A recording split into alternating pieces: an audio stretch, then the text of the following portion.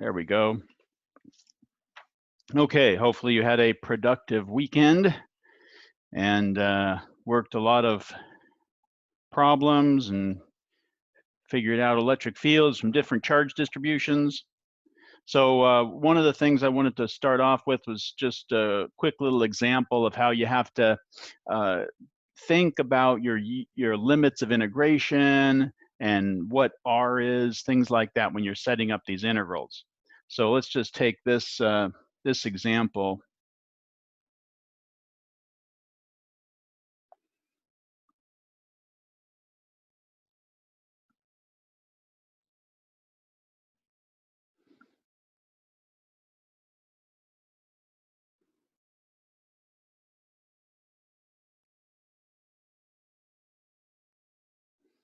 So we've got a charged rod centered on the origin, and we want to know what's the electric field over here. Let's call that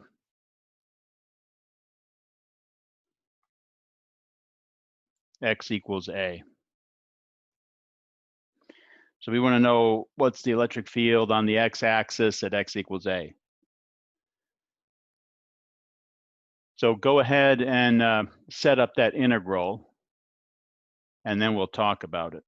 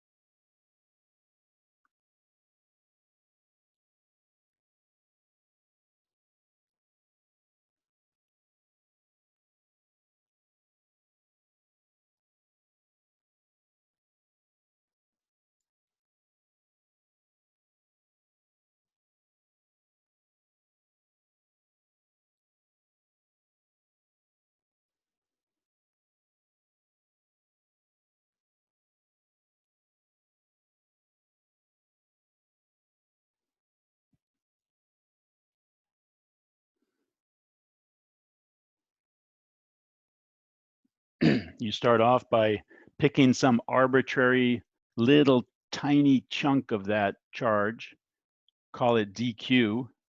I'm just going to pick a piece right here.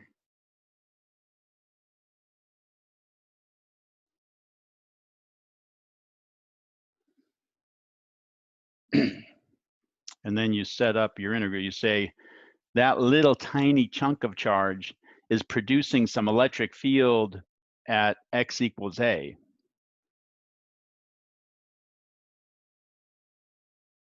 It's some little tiny portion of the total electric field. And we know for a point charge,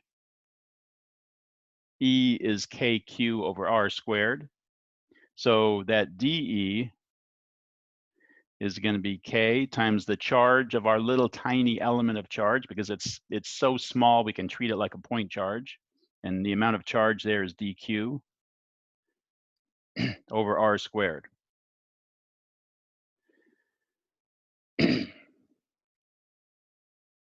So go ahead and take it one more step. I'll give you another minute or two. Figure out dq and r squared and your limits of integration.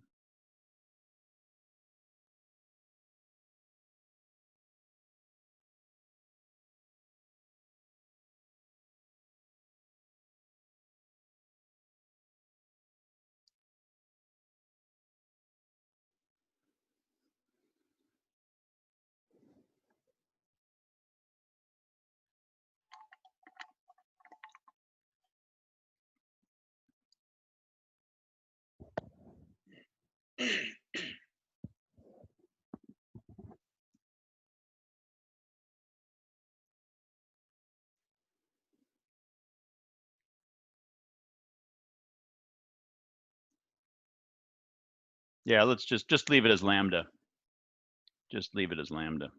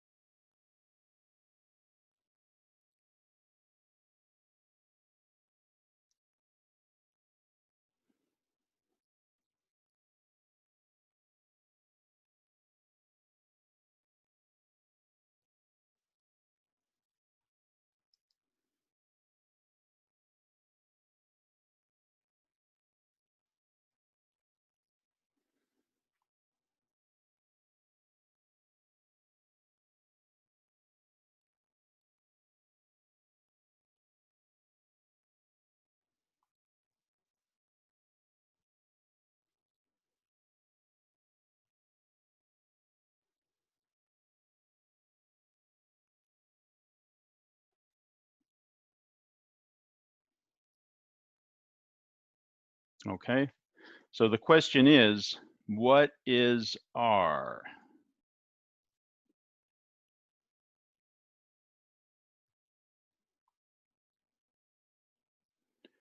R is the distance from our charge, Q, to our point of interest, the place where we want to know what the electric field is. So in this case, it's this distance here.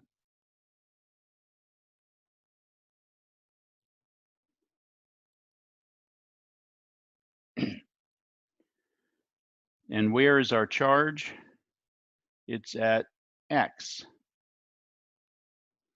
So R is A minus X.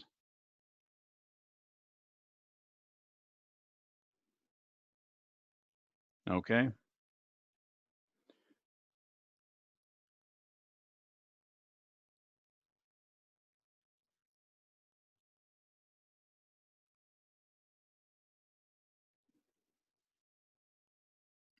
And then we integrate.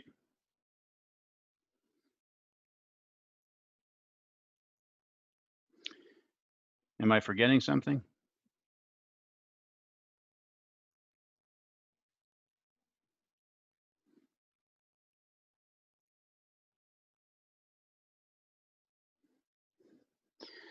I was wondering if you were going to split into components. Do we need to split into components here?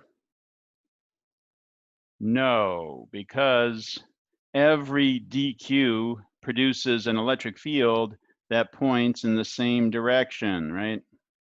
So they're already, every one of these is already producing an E in the X direction only. So it's already in components, basically. These are all E sub X's.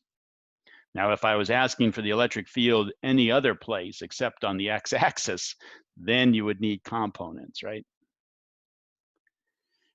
Okay, so limits of integration are from minus L over 2 to plus L over 2. We're adding up every little dq, so we're integrating over the whole rod. So if it goes from minus L over 2 to plus L over 2, then that's what we're integrating over. All right. And does this work? Let's just think about it for a second. X, half of this interval X is positive, half of this interval X is negative. So if X is negative, where's it going to be? It's going to be over here somewhere. dq is going to be over here if X is negative. And then what's R? R is X plus some extra distance here, right? Did I say X? It's A plus some extra distance here.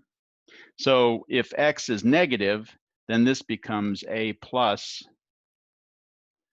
the absolute value of X, right? If X is negative. So it works along the whole interval from negative L over 2 to positive L over 2.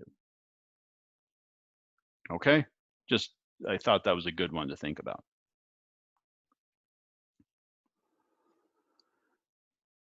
Okay, last time we just touched on flux, electric flux, and we're trying to get into Gauss's law a little bit. So we will continue with that today.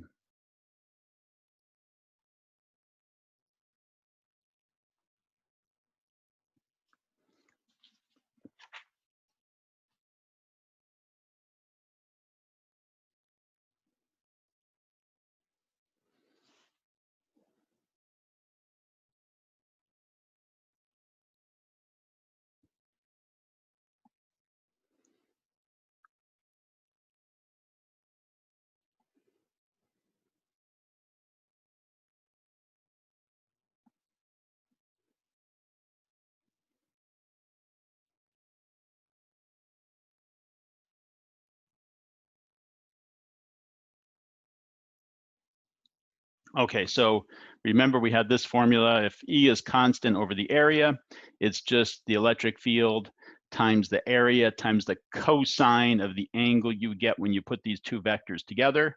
And the area vector is always perpendicular to the plane it defines, right? To the surface. So that's why it's a cosine theta. And in general,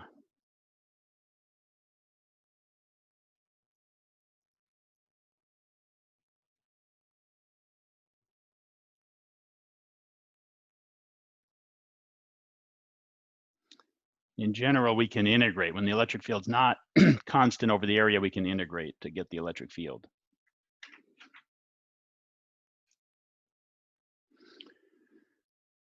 Okay, so Gauss's law, this is just the definition of electric flux. This is not Gauss's law. Gauss's law says that the electric flux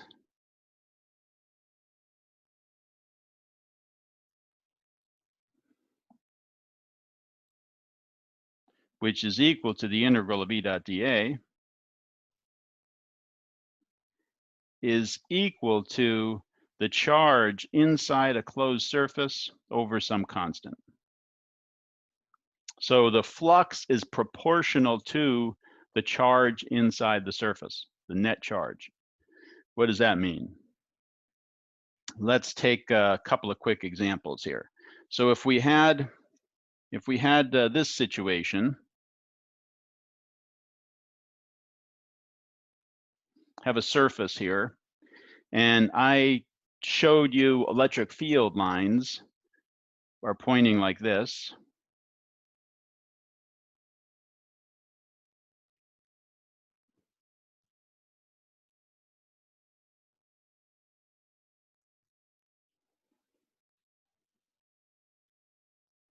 What could you tell me about what's inside that box? Could you tell me anything about what's inside that box?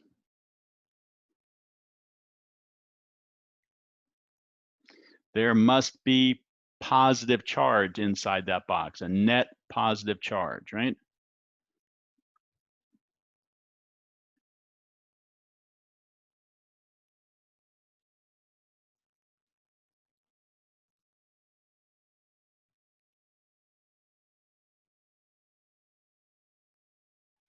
Okay, what if I had it,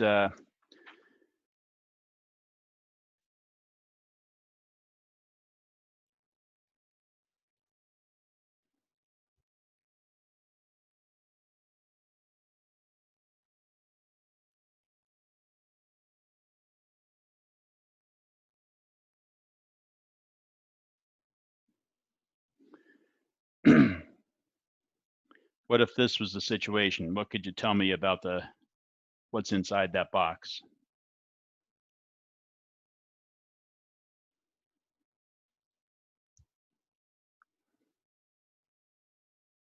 No net charge.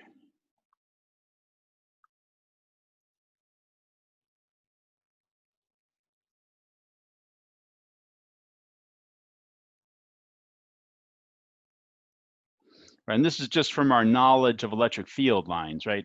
We know that positive charges are a source of electric field lines. Sometimes people refer to them like a faucet where it's water coming out, right?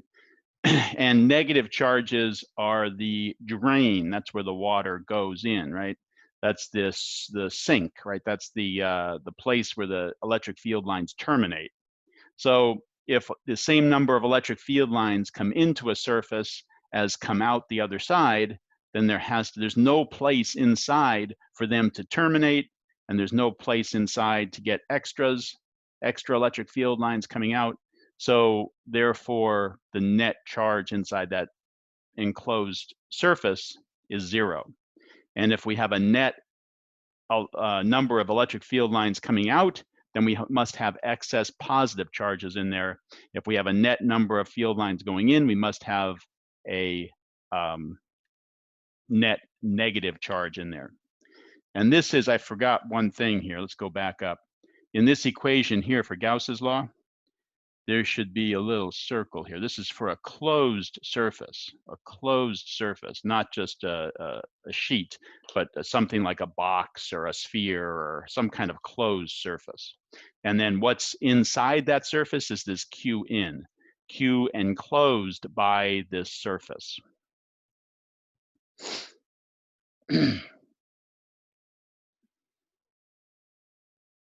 Yeah, Gauss's law is flux, the electric flux. And what the Gauss's law is not electric flux. Gauss's law links the electric flux to the charge inside. Gauss said the electric flux through a closed surface is proportional to the net charge inside the surface. That's the key.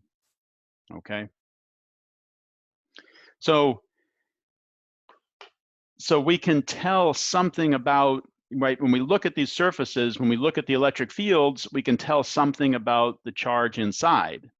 So the question is, if we know something about the charge inside, can we figure out what the electric field is, right? That's where we're trying to go with this. We're trying to find the electric field.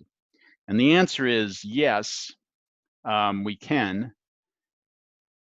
But it's only helpful when you have very special symmetry in the problem. So, so we're going to come up with 2 ways to find the electric field.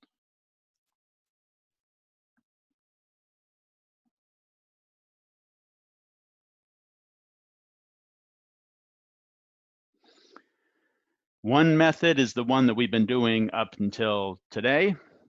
We use the electric field is the integral of k dq over r squared, and we integrate over the charge distribution. Okay, and today we're going to learn that we can use Gauss's law.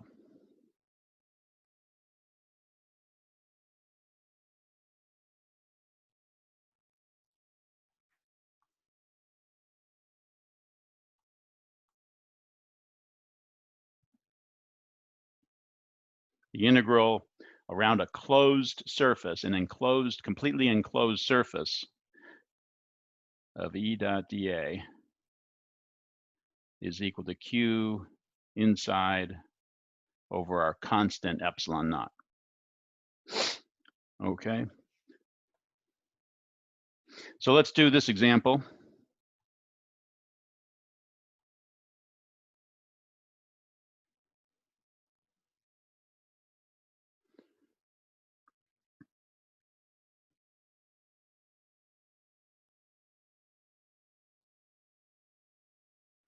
We've got our cube, and a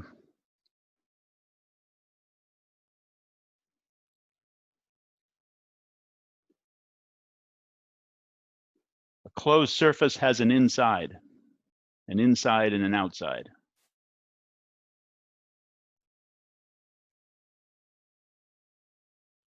Okay, a closed surface has an inside and an outside. Like a sphere, a box, right? Those are closed surfaces. A plane, just a sheet, doesn't have an inside and outside, right? That's just a surface. But if it has an inside and an outside, it's a closed surface. Okay, so we've got this thing sitting here. We've got an electric field.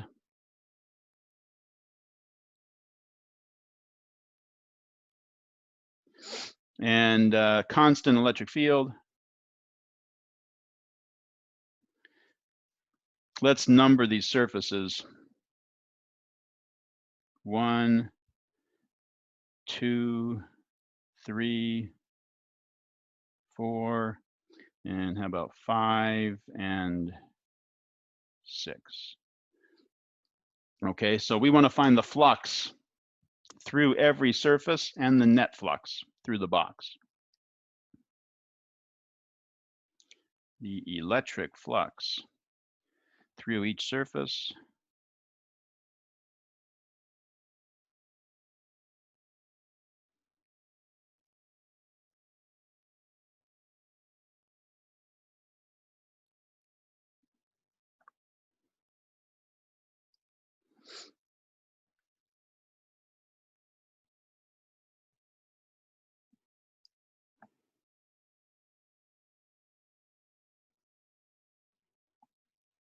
okay?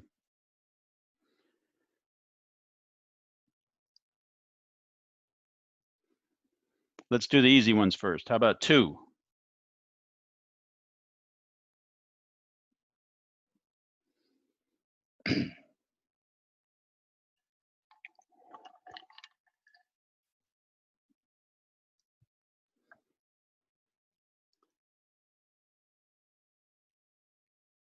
E, A, cosine theta. And what is theta in this case? 90 degrees. 0. Because the electric field lines, you have their surface is here, and the electric field lines are here. They don't ever penetrate that surface, right? They just come along parallel to the surface. And if the surface is here and the electric field lines are here, then whereas the normal to the surface is this way, the electric field lines are this way, so we have a 90-degree angle between the area vector and the electric field vector. So that's where this cosine 90 degrees comes from. Okay, so that's 2. How about 4, 5, and 6? All 0, right?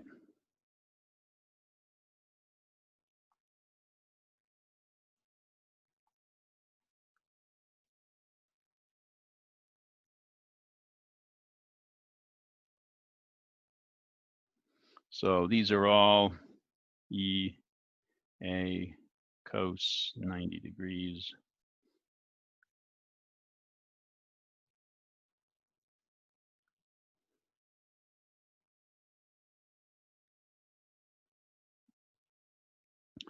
Six, 2, 5, and 4. Okay, let's do 3.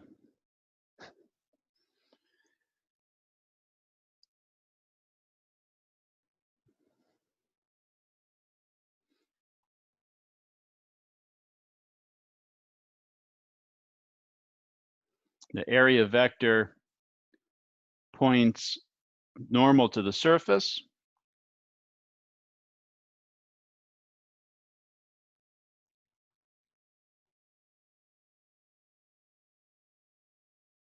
And now let's do 1. Save the most interesting one for last.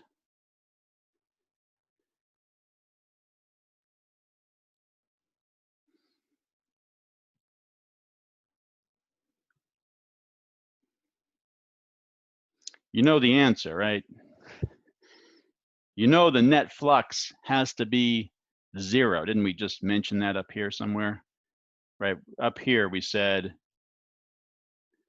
the net charge inside that box has to be 0. And Gauss said the net charge is proportional to the flux. So we know the flux through that box has to be 0, right?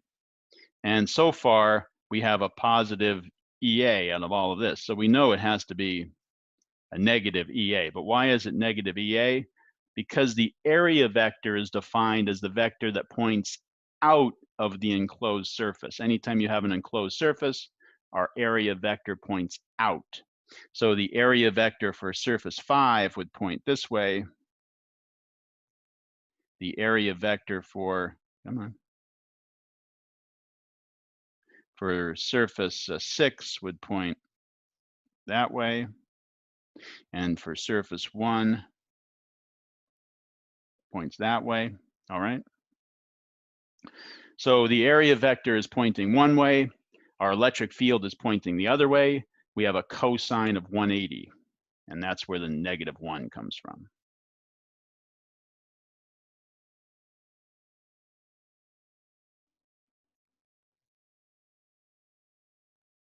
Okay. And so we add them all up.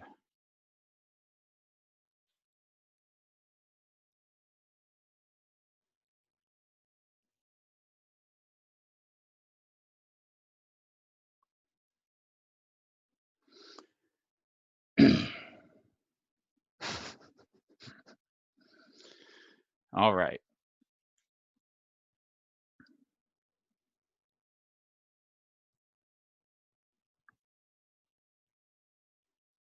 So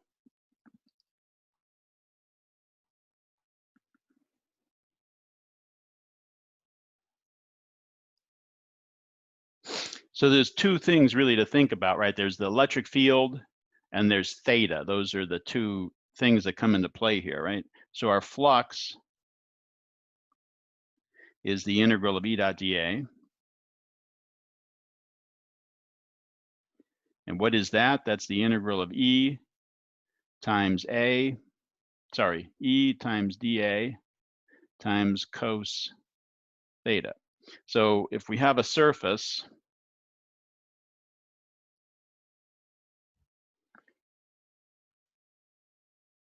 and our electric field is pointing this way,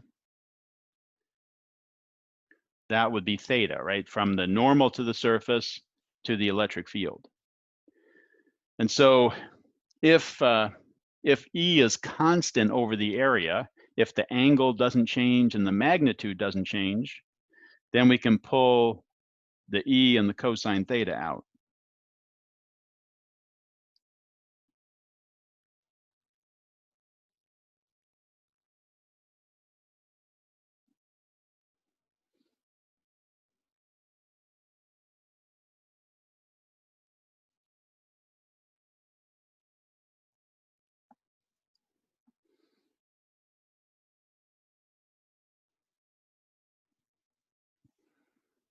Okay.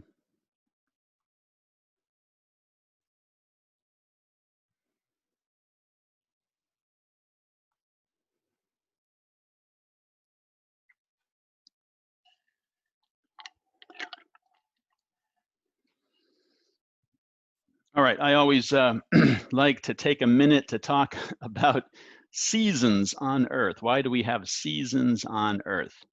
It's a flux thing. It's a flux thing. So just a little aside here.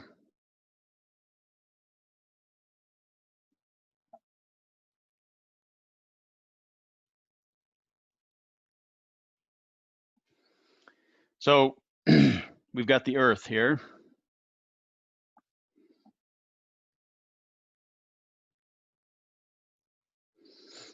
Spinning on its axis. We've got the sun over here.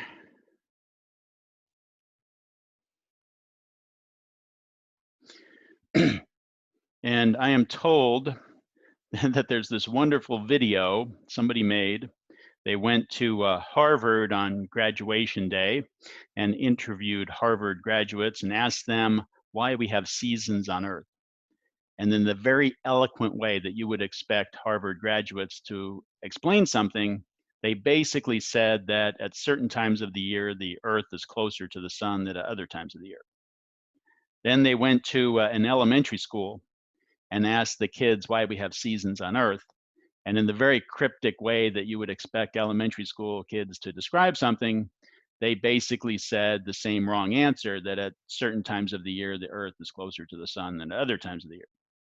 This is an example of a little bit of knowledge is a dangerous thing, right? Because every time you've stepped up closer to a campfire and stepped away from a campfire, it gets warmer, right? You get closer, it gets warmer. You get farther away, it gets colder. And if you happen to know that the Earth's orbit around the sun is not circular, it's actually elliptical, then you might think that that's what causes seasons on Earth.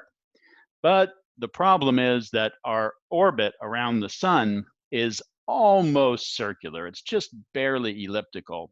So the distance doesn't end up making much difference. And we have seasons on Earth that are different on different parts of the Earth, right? In the northern hemisphere, we have summer, and while the southern hemisphere is having winter, and vice versa.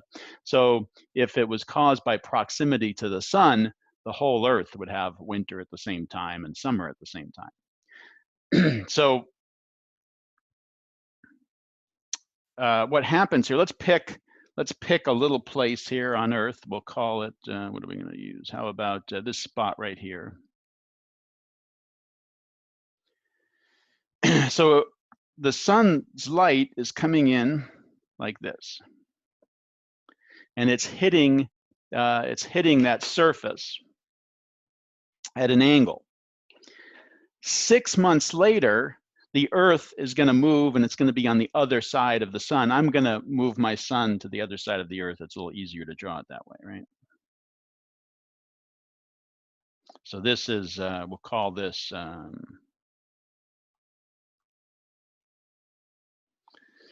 call this now, and we'll call this 6 months later. Okay, so 6 months later, this same point on Earth now is where? It's over here. So the sun's light is coming in, and it's hitting more more perpendicular to the surface, right?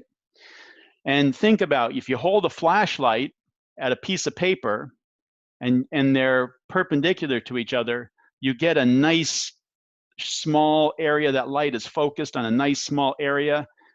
But if you tilt the paper, that light gets spread out over a big oval shape on the paper, right?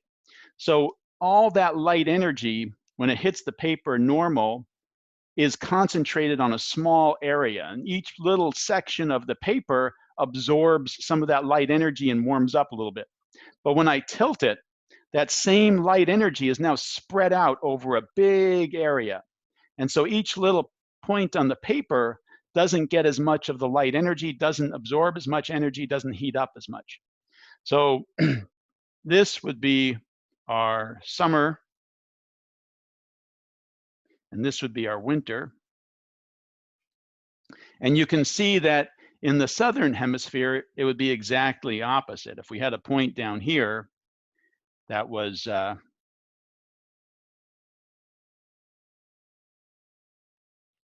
this would be, oh no, come back, one note.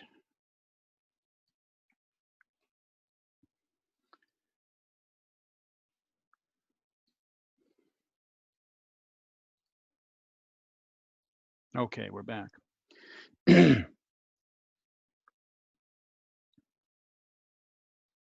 we go. Where'd it go? This would be our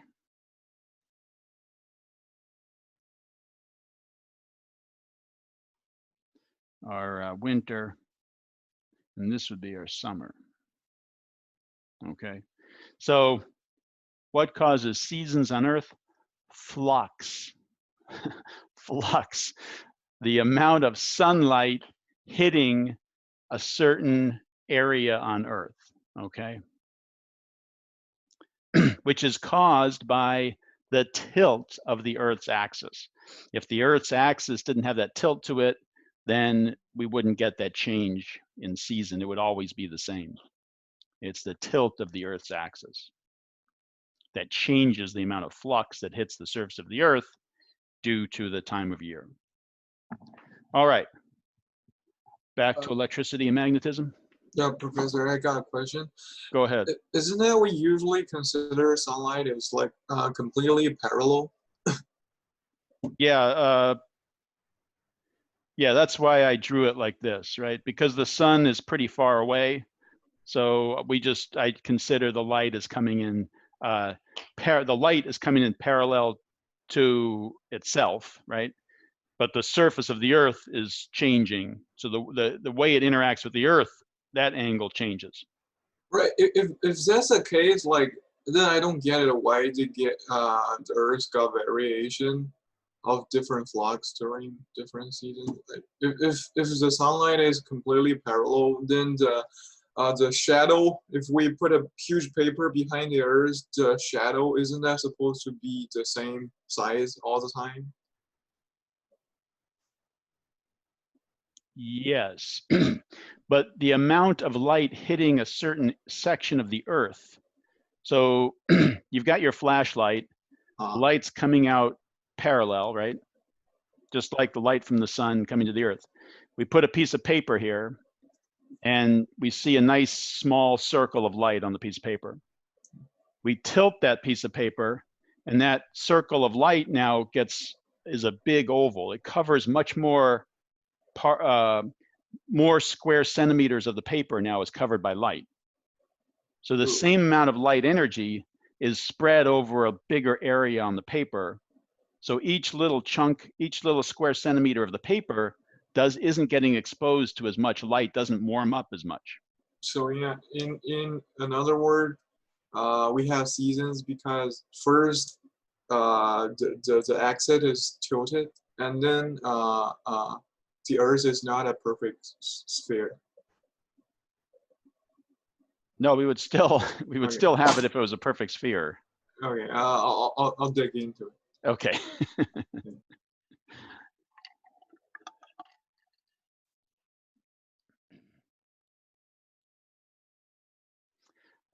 So back to electricity and magnetism, right?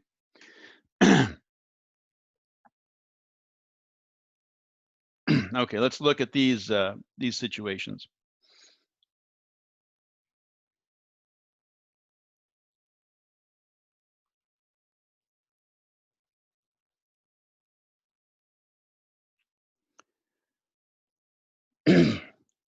So we've got a point charge at the center here, point charge in there. And we've got these electric field lines, right? 1, 2, 3, 4, 5, 6, 6 electric field lines coming out from it. And we've drawn these sort of arbitrary, well, they're not arbitrary, they're each one is a radius that's a little bit bigger than the other one. So we've drawn just a sphere at position 1 there, has radius A. We've got a sphere around that charge at position 2 that has a radius 2A. And we have a sphere here that has a radius 3A. So we've just drawn some imaginary spheres around this point charge. And the first question is, how do the areas compare of these imaginary spheres that we've drawn around this point charge?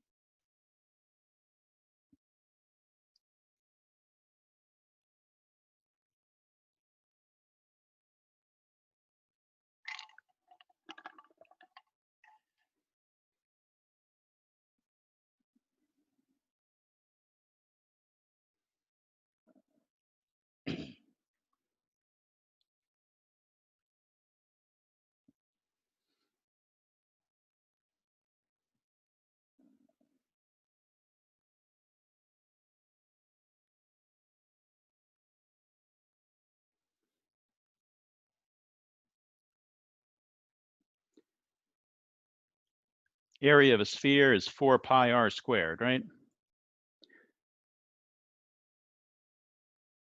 So 2, the area of sphere 2 is 4 times the area of sphere 1 because the radius is twice as much, right?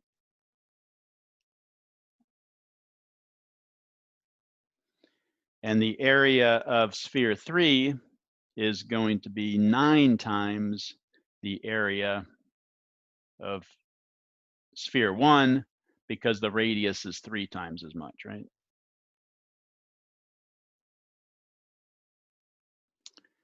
Now, how about the electric field? If I'm standing on the surface of sphere 1 with my electric field sensor, and I'm standing on the surface of sphere 2 with my electric field sensor, how do they compare?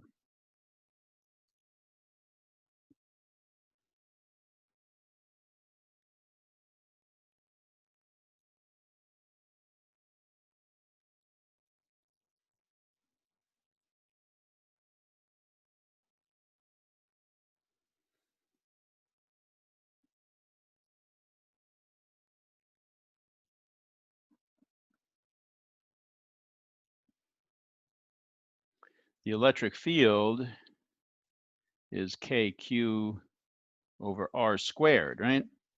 So if I'm twice as far away at surface 2 is twice the R as surface 1, so the electric field has to be 1/4.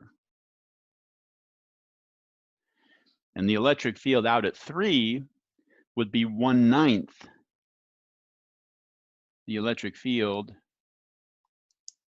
on surface 1. Okay?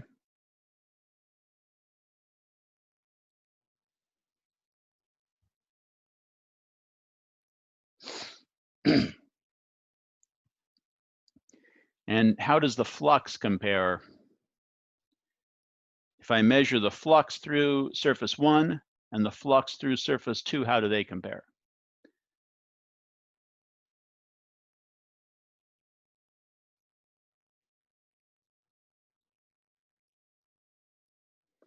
They would be the same, right? Because what is flux? It's the electric field times the area, right? When the electric field's constant over the area. So the electric field, as you move away from the charge, the electric field is dropping off. But the area is going up by the same amount, right? By the same ratio, by R squared. So you multiply those two together and they're the same.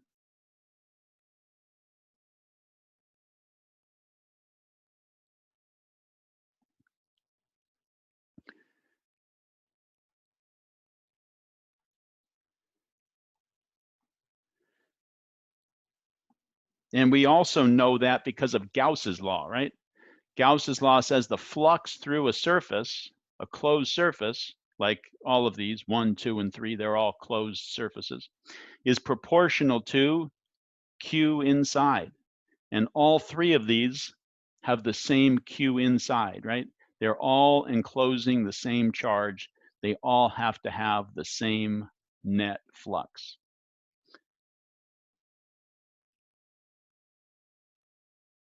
Total electric flux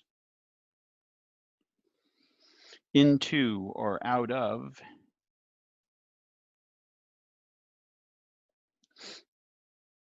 an enclosed surface is proportional to the net charge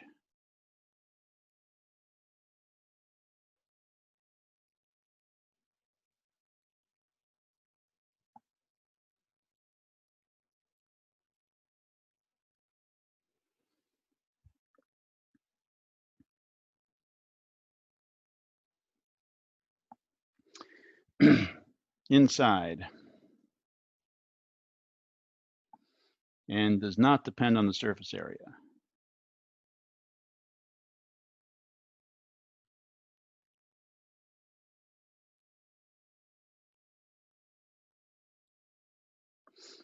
And the reason it doesn't depend on surface area is because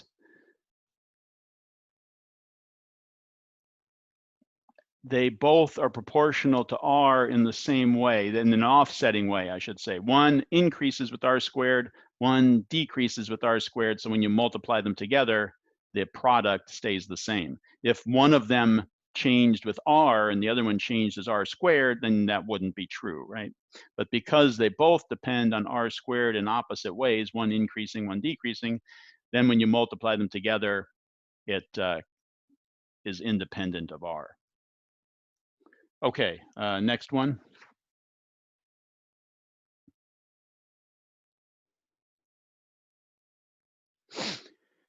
So we have two spheres that we've got this charge Q at the center, right? Charge Q there, and we've got electric field lines coming out, and we've drawn a surface 1 and a surface 2. So pick all of the what's true here. What can we say about the flux through these surfaces? How do they compare? Are any of them 0? What can we say about the flux?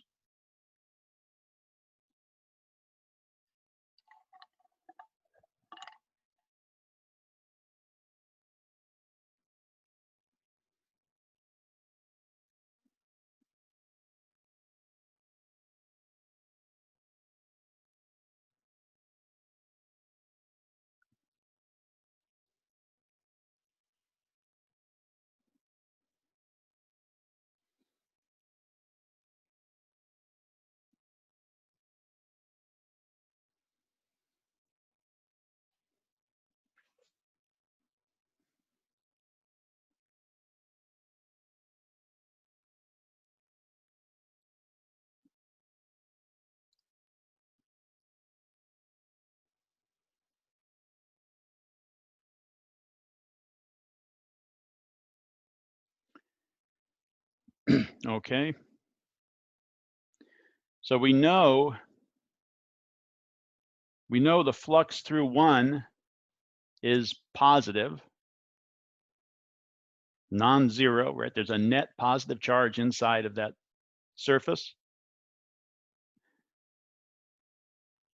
And we know that the flux through 2 is 0, right? There's no charge inside. So flux through 2 is 0. Flux through 1 is greater than 0. And so that's the same thing as saying this here, right? Okay. Let's keep going. We have 2 charges, Q1 and Q2.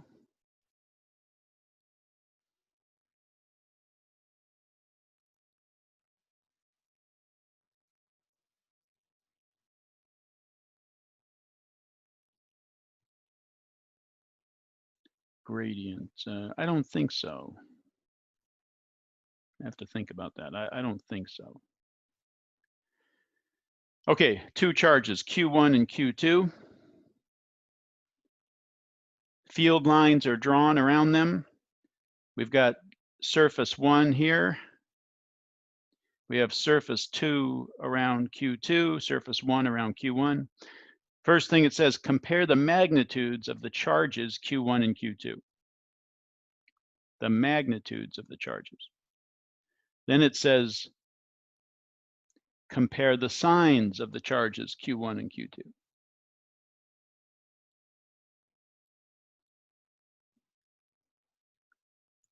So how do we know the magnitude of the charge is the same? We count electric field lines, right? The first one, 1, 2, 3, 4, 5, 6 electric field lines coming out of it. And the other one, 6 electric field lines going in. So the number of field lines is proportional to the magnitude of the charge. So they're the same.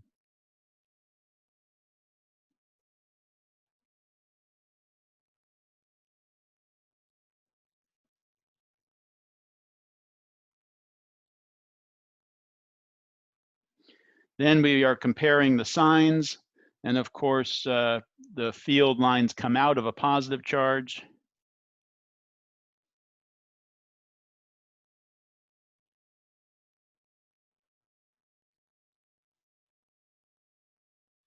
So one of them's positive and the other one's negative.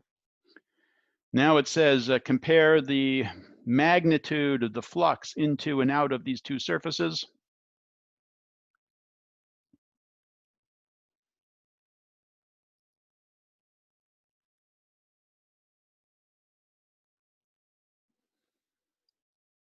They're going to be the same, right? They are both enclosing the same amount of charge from a magnitude perspective.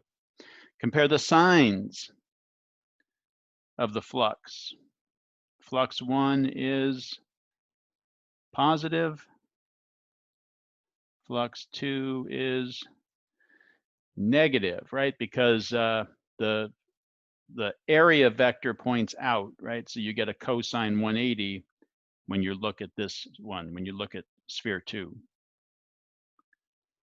And so that means that the flux through 1 is equal to negative flux through 2.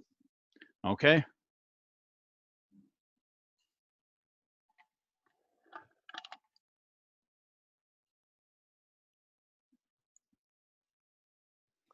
So if we have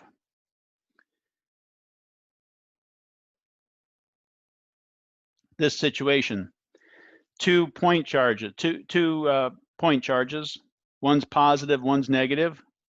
Positive one is there. Negative one is here. Okay, 2 point charges. And we're drawing this is a little weird because it's a 2-dimensional representation of something that's actually happening in 3 dimensions. So if we were to draw some kind of a surface, a completely enclosing surface like this one, 4,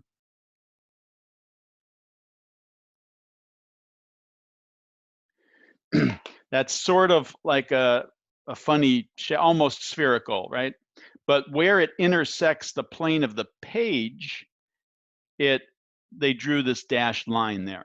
It's actually a three-dimensional surface that is closed, but the dashed line indicates where it intersects the plane of the page.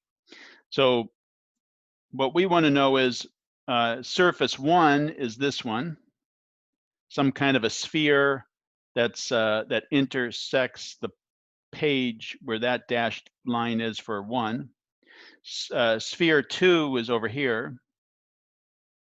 Sphere 3 is over here. And 4 is kind of a funny shape, not quite spherical, right? But it's over here. Okay? So the question is, what's the flux through each one of these surfaces?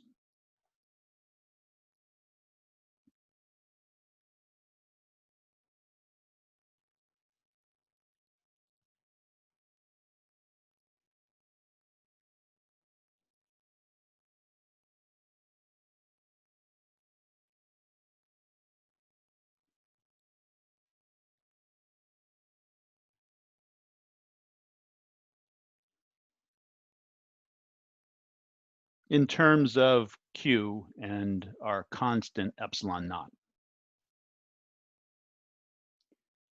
So let's do the first one. First one is over here. So we know the flux is equal to Q inside of that enclosed surface over a constant epsilon naught. And we have one charge inside there.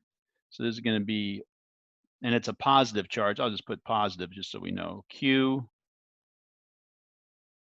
over epsilon naught. Now we're moving on. Let's do 2.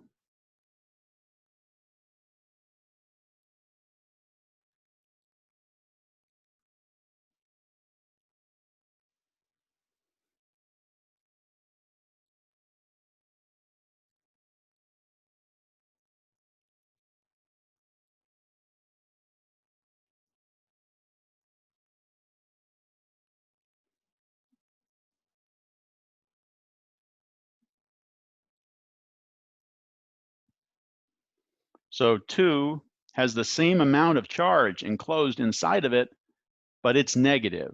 So this is going to be minus Q over epsilon naught. Q3 is here.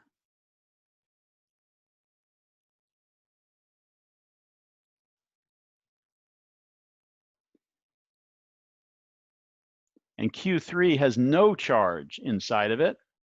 So the flux has to be 0, right? And Q4, the flux through surface 4 would also be 0 because it has a positive plus a negative. Maybe I'll write it this way. Q minus Q 0. Okay. Now the second half of this page you can do on your own.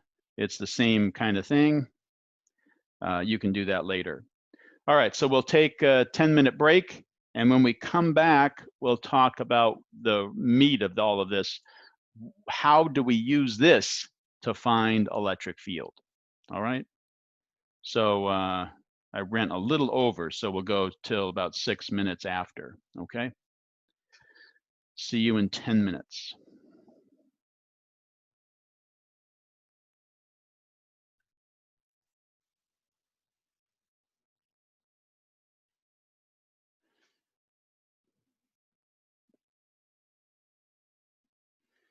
Okay, so how do we use this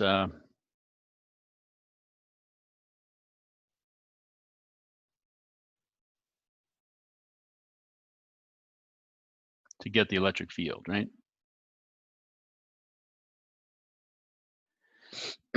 So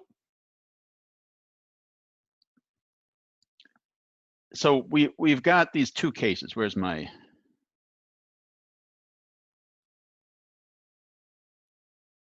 right here, right? We're going to end up, we're going to have two tools for finding the electric field. One is an integral where we're integrating over the charge distribution, treating each little element, each little tiny infinitesimal point of the charge distribution as a point charge and adding them all up, right? Doing the integral. The other one is Gauss's law, okay? So that's also an integral, right? We're integrating E dot dA over some imaginary surface that we impose on our charge distribution in our problem. So the question is, which one do you use? Well, whichever integral is easier to solve, basically. So this integral, Gauss's law is always true, okay? Gauss's law is always true, but it's not always helpful, right? Sometimes it's a nasty integral. You're better off just doing that integral, right? It depends on the symmetry of the problem. So let's go back and look at what symmetry is useful for Gauss's law. So it's really only a few cases where Gauss's law is helpful. It's always true, but there's only a few cases where it's helpful. One is spherical symmetry.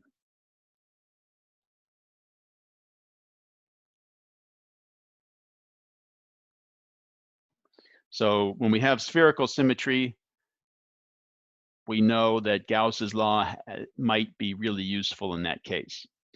Another example is cylindrical symmetry. So if the problem has cylindrical symmetry, Gauss's law might be really helpful there. And the third one, infinite sheets of charge.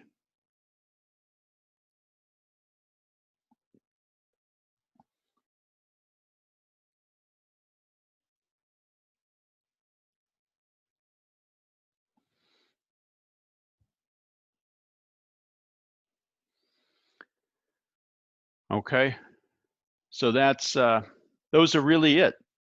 3 cases. You might think, why bother with this if it only helps us in these 3 very, very limited cases? Well, because in these 3 limited cases, it's really, really useful. So let's think about a spherical symmetry for a second.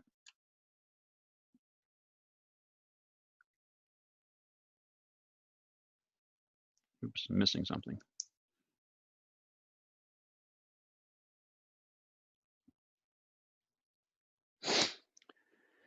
So if we have spherical symmetry, let's take a charge distribution that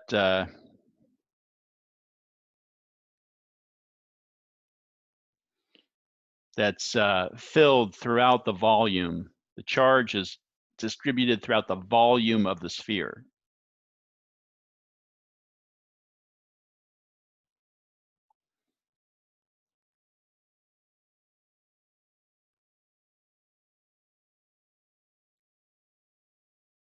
Okay, we'll just make it positively charged for now. So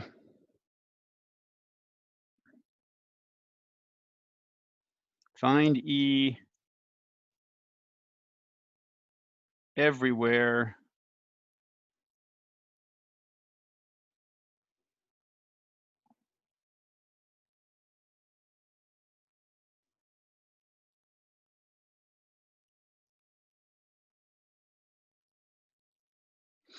find E everywhere due to a spherical charge distribution, uniform charge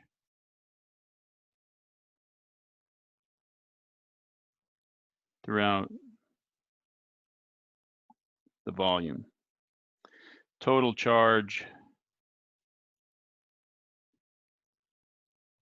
Q, radius R. Okay.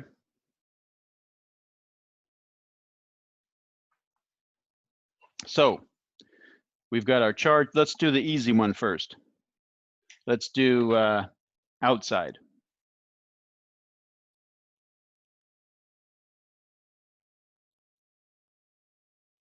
So we've got our charge distribution.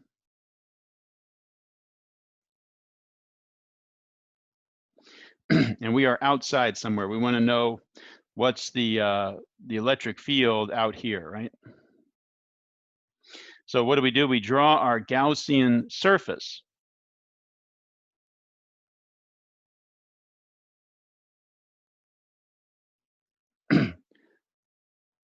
At our point of interest, okay? This is where we want to know the electric field. So we make sure our Gaussian surface, that point is on our surface. What is a Gaussian surface? It's just an imaginary surface we put in, and that's what we're going to integrate our flux over, okay?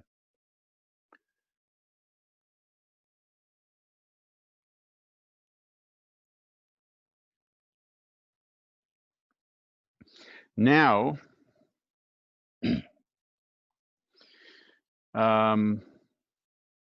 we know that the electric field points radially outward, right?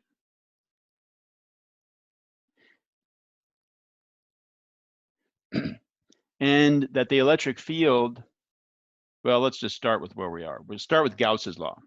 Gauss's law says the integral around a closed surface, E dot dA, is Q inside over our constant epsilon naught. That's an equal sign. So let's take a look at what we have on the left side of this equation. We're going to integrate over the whole surface, E dA cosine theta. And E is constant everywhere on this surface because we have spherical symmetry, right?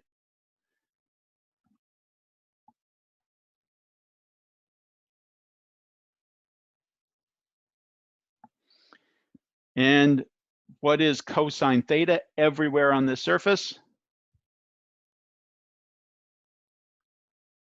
1, because we have 0-degree angle, right?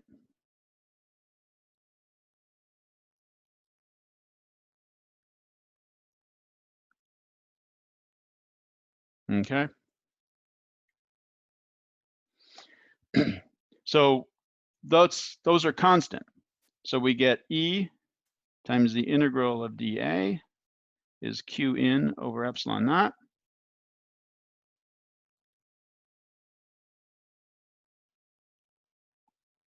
Because we're looking at why is the angle 0 degrees?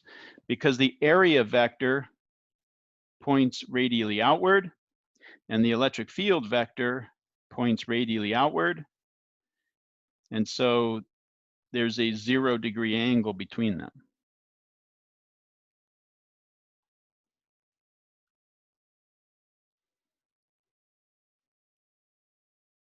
So this is just E times A.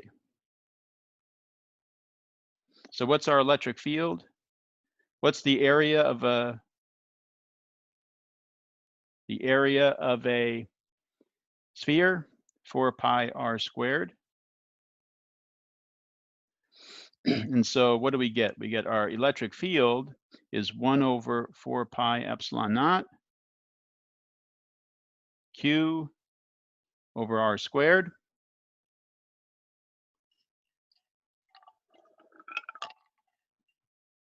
And what is 4 pi, 1 over 4 pi epsilon naught? K, that's our constant K. K, Q over r squared. So when we're outside of this spherically symmetric charge distribution, it's as if it's a point charge. We could just treat it like a point charge with all the charge at the center. This, I should make this capital Q, right? Capital Q is the total charge inside.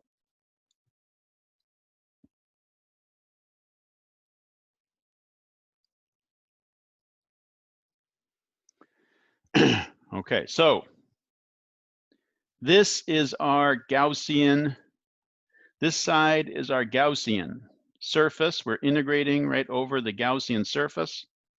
So this R is lowercase r. It's our variable. It's the R, here, let me draw it. It's this R. The radius of our charge distribution is capital R. Okay. So this is our Gaussian surface. We're trying to find the flux through our Gaussian surface. Why do we put our Gaussian surface at our point of interest where we want to know what the electric field is? So that the variable shows up there. So that tells us that's where we want to know our electric field, right? In this case, I would leave it as a variable because anywhere outside, right? As R gets bigger, as we go farther and farther away, the electric field is dropping off. And as we get closer, it's getting bigger. So leave it as a variable.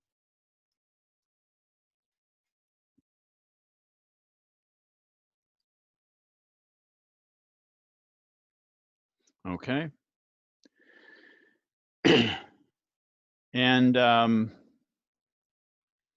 And this is the magnitude. What is the direction?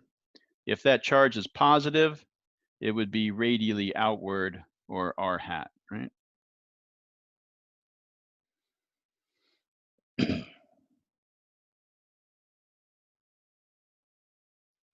Okay. So from a spherically symmetric charge distribution, you want to know the electric field at some point outside of that charge distribution. You draw your Gaussian surface with the dimension where you want to know what the electric field is at your point of interest. You do your Gauss's law, and you end up now with the electric field at that point.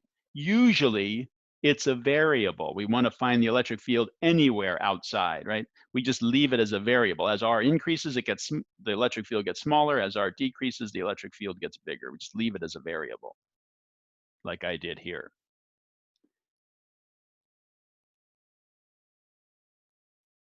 And capital Q is the total charge inside the Gaussian surface, which is the total charge in our charge distribution, right? Because our whole charge distribution is inside the red Gaussian surface. So they're the same. Okay.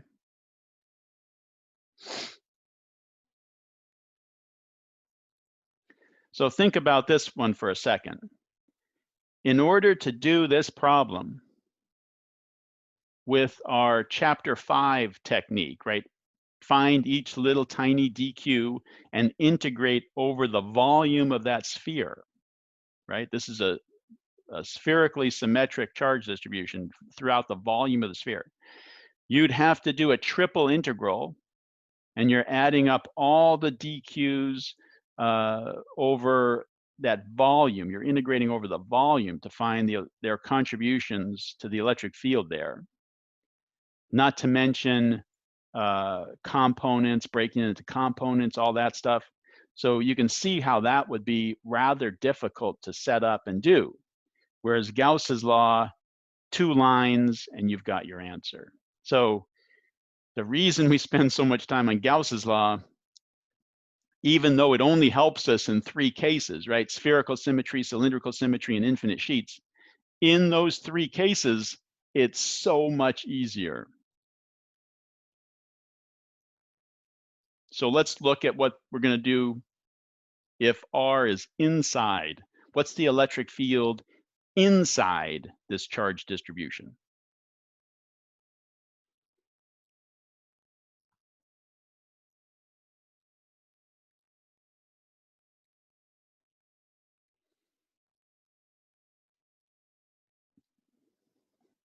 So our charge distribution is here.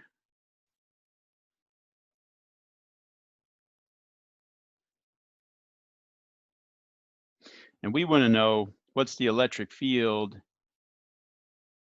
here lowercase r. So we draw a Gaussian surface there.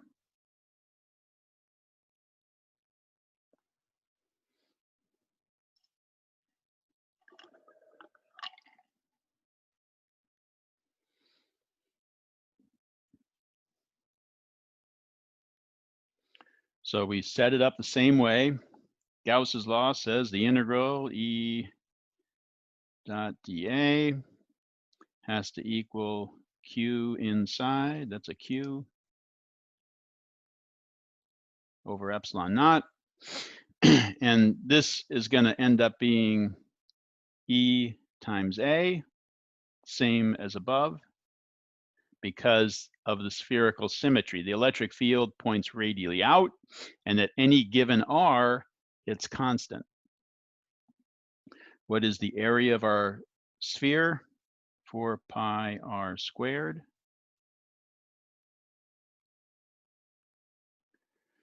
So we end up with our electric field is 1 over 4 pi epsilon naught Q in over r squared. And the question is, what is Q in?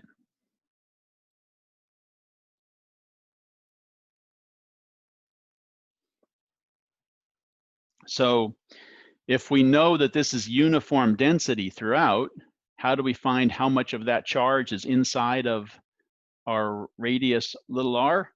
Well,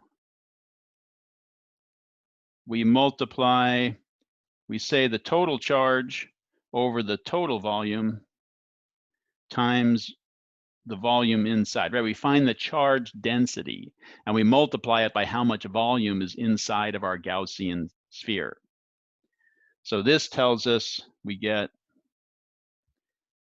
4/3 pi little r cubed over 4/3 pi capital R cubed times the total charge.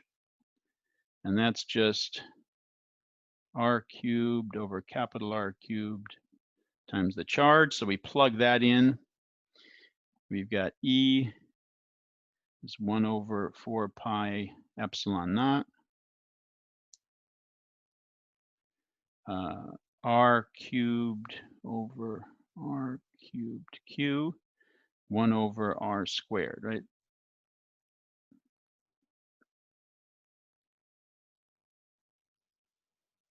Okay. This is Q in. This is our constants.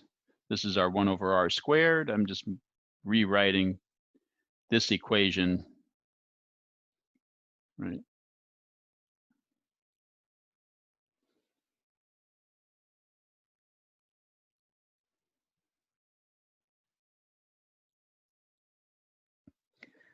We're just finding, how do you find Q in is the question.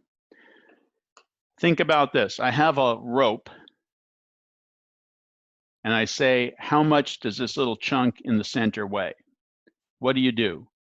You weigh the whole rope, right? You measure the length of the whole rope and you determine the density. And then you multiply that by the little length in the section to figure out how much that little length weighs, right? That's what we're doing here. We have a whole sphere of charge. We know it's uniform just throughout the volume. So we find the density. We divide the total charge by the total volume, gives us the density. Then any amount of volume inside, we multiply that by the density to figure out how much charge is in that little volume inside.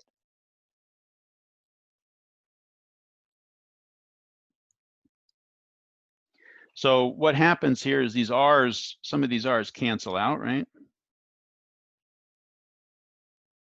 We have our constants. We have a Q over R cubed, and we have a little r here. So our electric field increases linearly as we move away from, and we need an r hat, right? It's radially outward. So if we were to plot the electric field, here's our charge distribution, right? Let's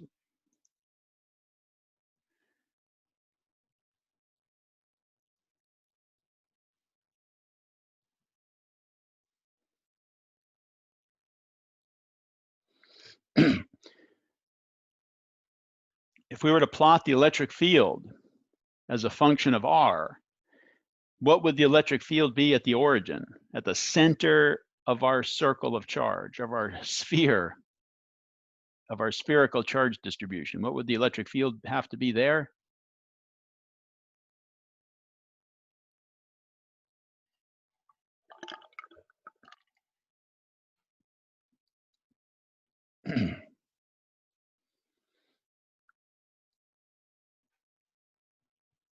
Has to be 0, right, at the center, because if you were at the center, let's think about it for a second. If you're at the center, you have some little bit of charge here creating an electric field in this direction. Well, there has to be an equal little charge on the other side creating an electric field in the other direction. And there's a little charge here creating an electric field this way. And there has to be a little charge over here creating an electric field that way, because it's spherically symmetric and you're right at the center of it. So all the little charges have one on the opposite side counteracting them. So if you were right at the center, the electric field has to be 0. And this formula tells us that it increases linearly with r. It increases linearly as you move away from that center line.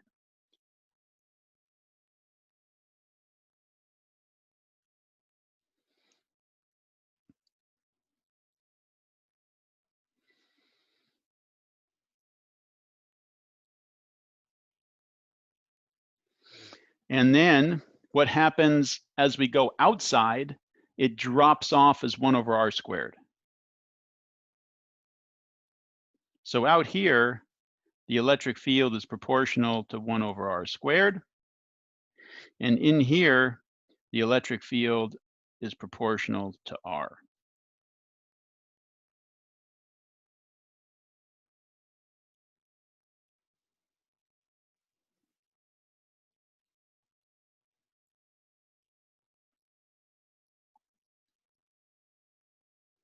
We good with? I don't understand the question.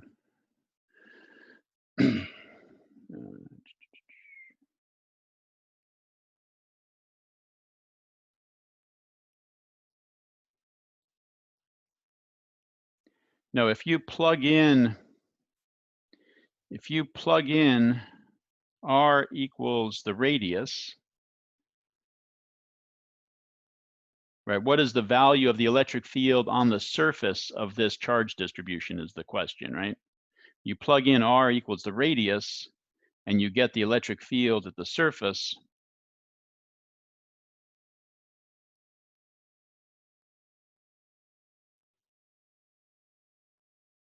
Is kq over r squared.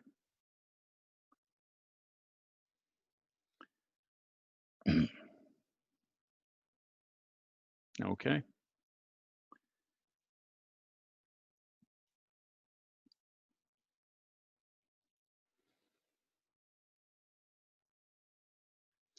All right, so that's spherical symmetry. We'll come back to the other examples later, but I want to talk a little bit about shielding.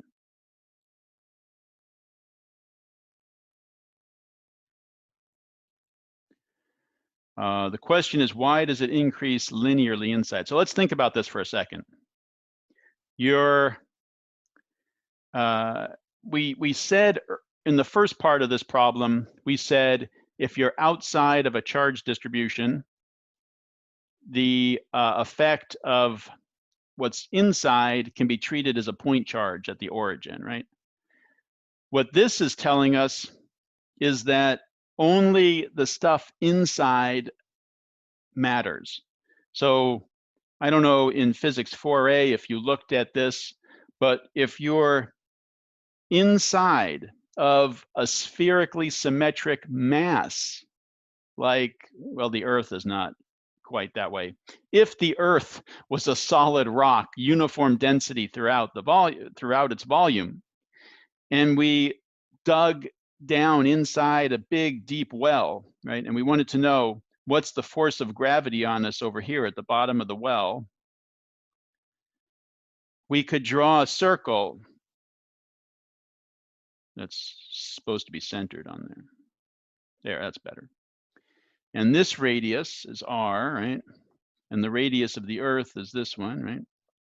And what influences the force of gravity on us there? Only the mass inside of our radius. This stuff. That's the only mass. You could do the calculation.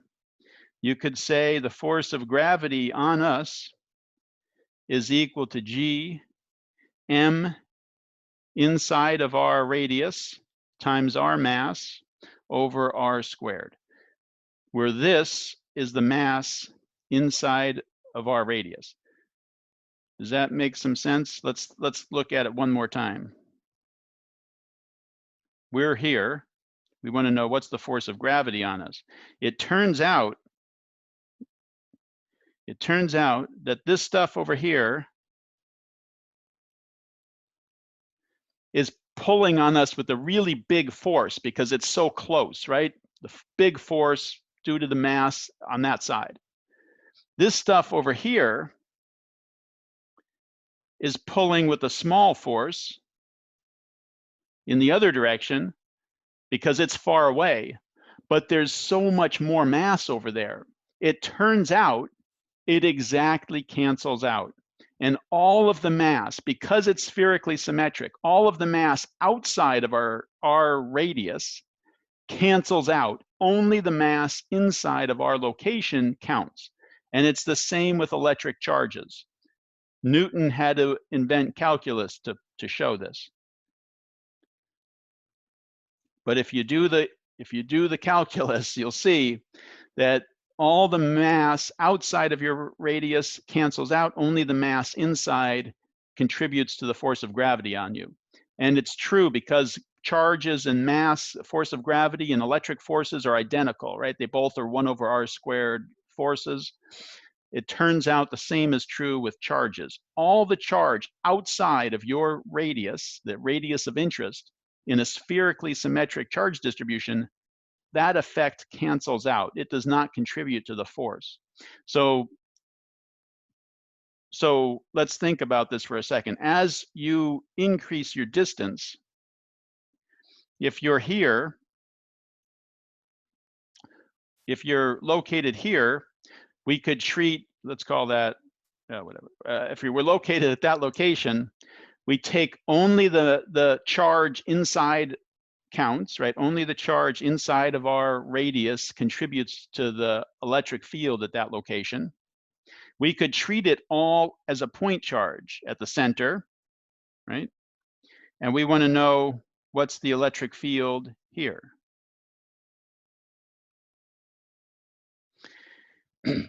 Well, there's not very much mass inside of our radius, but we're really, really close to it, right? Now we move away. Now we're going to be out here. So we could take all that charge, I'll call it Q2, and our distance over here. Well, the charge inside increased as r cubed, right? Because it goes as the volume. As we move farther away, we enclose more volume. Volume is proportional to r cubed. So as we move away, the volume increases. So it as r cubed. But the distance, this distance, causes E to drop off as 1 over r squared. So as we move out, as r increases, the amount of charge increases as r cubed, but the electric field drops off as r squared.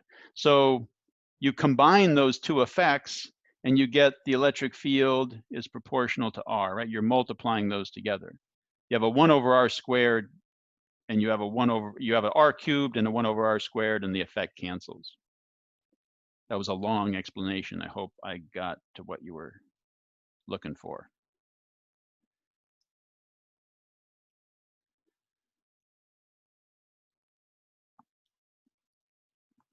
All right, let's talk about shielding. I wanted to talk about shielding for a second.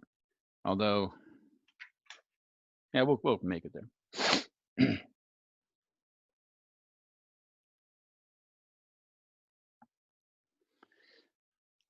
So if we have an electric field in some region of space,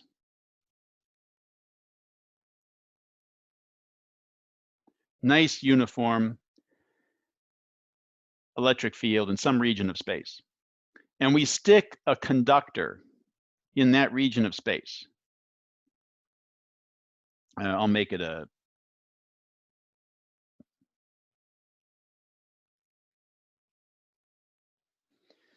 we put a conductor there.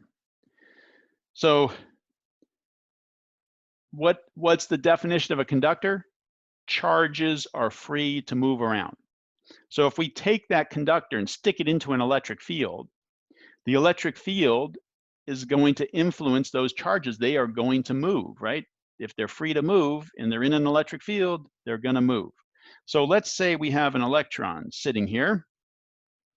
It's quite happy sitting there next to its proton, but now there's this external electric field that's been imposed throughout this conductor. So that electron feels a force. And what does it do? It moves. So it ends up over here, and it leaves a positive behind over there. Now the next electron says, I feel a force to the left because of this external electric field. Oh, but wait, there's already an electron over there pushing me to the right. But the force from the external field is bigger. I'm going to move over. So it moves over here and leaves a positive behind, right? And then the third electron says, I feel a force to the left because of this external field. There are two electrons already over there pushing back on me, but that's not enough force. This external field is big enough. It wins. I'm going to move over here. And then the next one moves. And then the next one moves, right? And then the next one says, the external field is pushing me to the left, but the charges that have already moved, they're creating a field to the right, pushing me to the right, and they exactly cancel out. I'm not going to go anywhere. The electric field inside the conductor is now 0. And no more charges move. And what does the field look like? It looks something like this. The electric field lines come in. They terminate on those charges. They originate on those charges.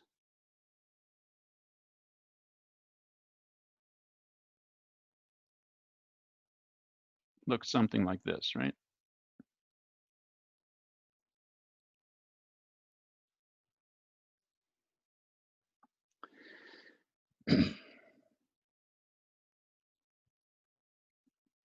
And so the key here is that E is 0. Why is E 0 in there?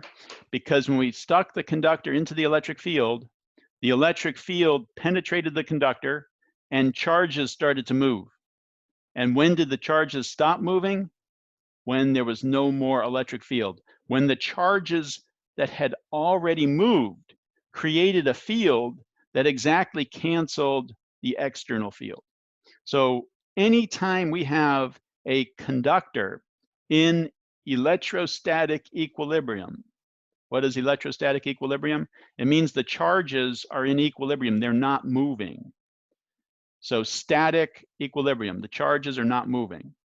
Then we know the electric field has to be 0 in there. Because if the electric field wasn't 0 inside the conductor, the charges would be moving, right? They're free to move. And if they were if they feel a force from an electric field, they're going to move. So anytime we have a conductor in electrostatic equilibrium, that means the charges aren't moving, electric field is 0 inside the conductor. Professor, I actually got a question. Okay. I know that we use radio waves to make our cell phone connection, but does it has anything to do with like when I'm entering a elevator and my signal is lost? Yes, it is exactly what we're talking about. So But yeah. But this radio wave does not electric. It's electric field. It is? Okay. Yeah, radio wave is an electromagnetic wave. So it's an oscillating electric field and an oscillating magnetic field. So that if we can stop that electric field from going through something by putting a conductive shell around it, then it blocks that signal. Thank you. Okay, so this is a solid conductor. It doesn't have to be a solid conductor. It can be a shell, a thin conductive shell. It works the same way.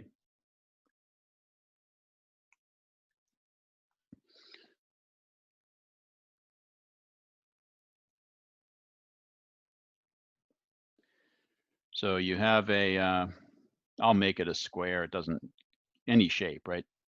Spherical, whatever. So you have your external field.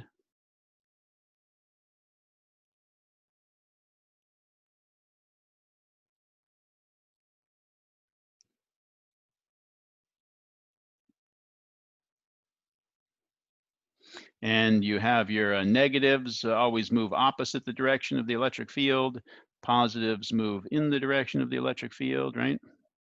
And inside here, in this cavity, this is a hole. Here's our conductor. And inside here, we have E is equal to 0. Okay. So this we call this shielding.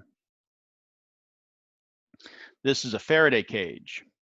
So let me show you that real quickly. First, I'm going to show you an electroscope. An electroscope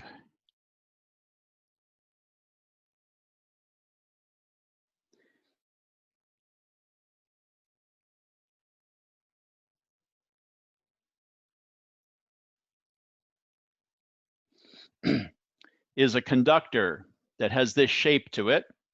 And this little needle is on a pivot. It can turn back and forth. But all of this, everything I've drawn there is one solid conductor. So if I bring a charged object up over my electroscope, what do you want to make it? Let's make it negative. If I bring a negatively charged rod up over my electroscope, it's going to make the electrons want to move away, right? This is a conductor. This electroscope is a conductor. So the electrons want to move away. So where are they going to go? They're going to move down here. And what's going to be left behind?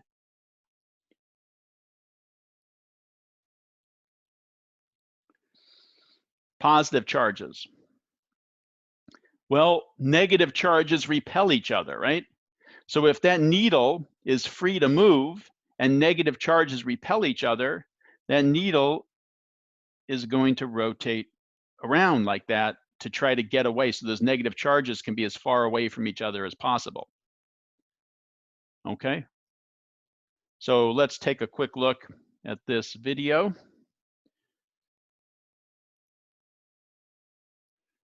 Where am I?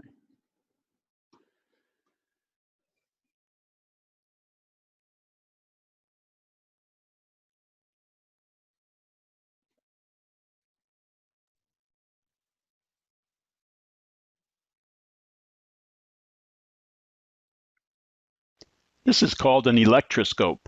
It's used to indicate the presence of an electric field. Watch what happens when we bring this negatively charged PVC rod over it. Take it away, bring it back. Now, while the rod is over the electroscope, I'm going to ground the electroscope by touching it. And this time when I take the rod away and bring it back, the opposite movement is seen on the needle. Now I'll ground it again, and it's back to operating the way it did originally.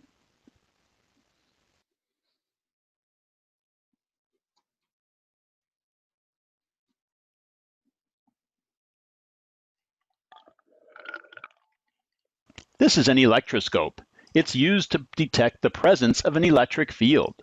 Watch the needle deflect as that negatively charged PVC rod is brought close to it. Now we're going to cover it in this wire mesh cage. That wire is an electrical conductor.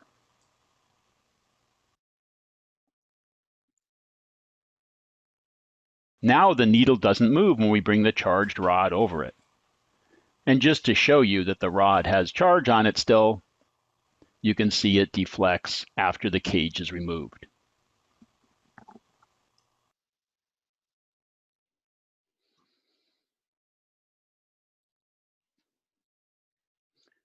Okay. So that's a Faraday cage, that metal cage I put over the electroscope, shielded the electroscope from any external electric fields.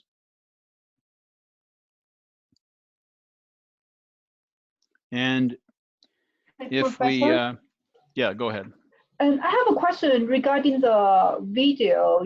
The first video, when you touch grounded the first time. Oh, okay. Let's go through that. Yeah, it will reverse.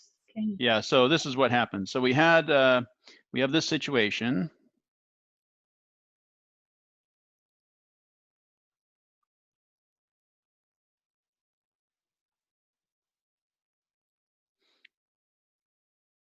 And I ground it.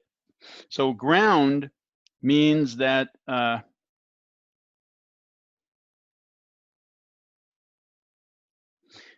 those negative charges now, instead of just being pushed down into the bottom to try to get as far away from that positive charged rod, to get as far away from that negatively charged rod as they could, now they can go far away. Ground is this far away reservoir of charge.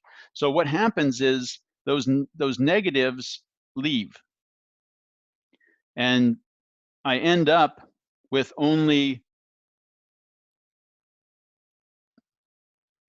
the needle goes back to this orientation.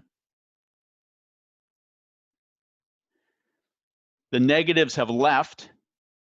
I remove the ground, and as long as the rod is still here,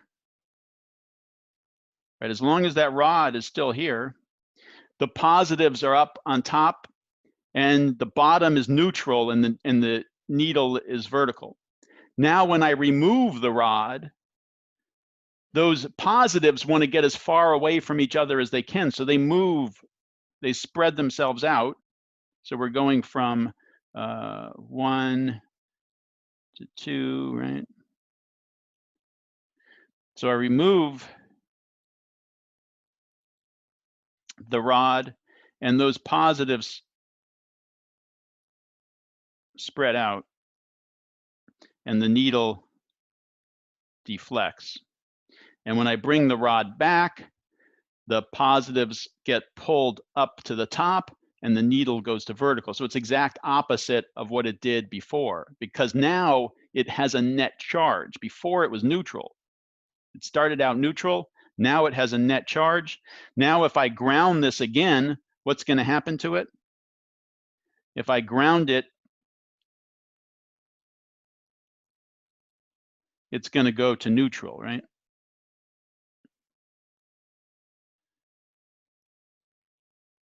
The electrons will come back, and it'll be neutral, and this will be vertical. Okay. So question about the cages. Let's do, we're out of time here, aren't we? A couple of quick things about the cages. The cage can have gaps in it, depending on the electric field. So my electric field in that case was not changing, right? It was a static field, it was not changing, and it was pretty weak. So I could use a wire mesh that had some spaces in it, right? We could see through that wire mesh. And the bottom of the box was exposed, right? But that's okay because the electric field was so weak, it couldn't make its way around there. It was shielded pretty well. If the electric field is changing, like if you're trying to shield a cell phone, you probably couldn't do it in that wire mesh. You'd probably need a solid conductor, something like that. But it depends. It depends on how strong the signal is and how fast it's changing, determines that. Okay. So my recommendation is try to hit Gauss's law, see if you can use it for problems involving spherical symmetry for sure. We've gone over that today. And then take it a step farther to cylindrical symmetry. And then we'll talk about that next time. Cylindrical symmetry and infinite sheets. Okay. I'll see some of you in lab today. Shouldn't take too long, but we want to go through typical lab equipment. Even though you're not going to get your hands on lab equipment this quarter, that's okay. You still need to have seen it and kind of understand how it works. All right, so we'll see you in lab or next time.